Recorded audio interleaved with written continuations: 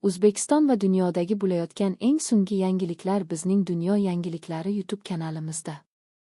Bugun dasturimizda Amerika Qo'shma Shtatlari eks-prezidenti Barak Obama qamoqqa olinishi mumkin. Nega u qamoqqa tushishi mumkin?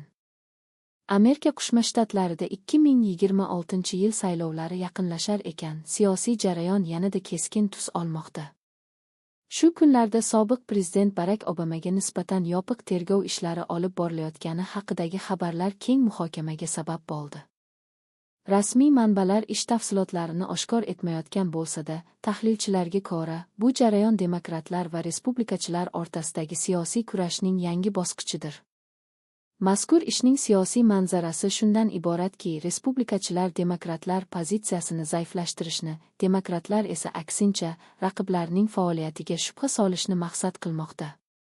Obamaga qarshi ishni ayrimlar siyosiy bosim deb baholasa, boshqalar sud tizimi har qanday qonunbuzarlik ehtimolini tekshirish kerak, degan fikrda. Mutaxassislar fikricha, bunday mojarolar saylov oldidan jamoat fikriga kuchli ta'sir ko'rsatadi.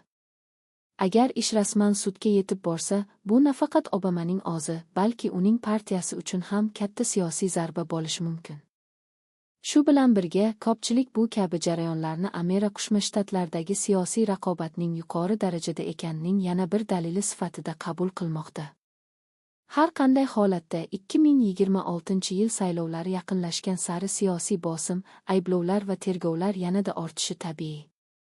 Jamoatchilik esa bu voqealar ortida nima borligini va ular mamlakat siyosiy kelajagiga qanday ta'sir ko'rsatishini qiziqish bilan kuzatmoqda.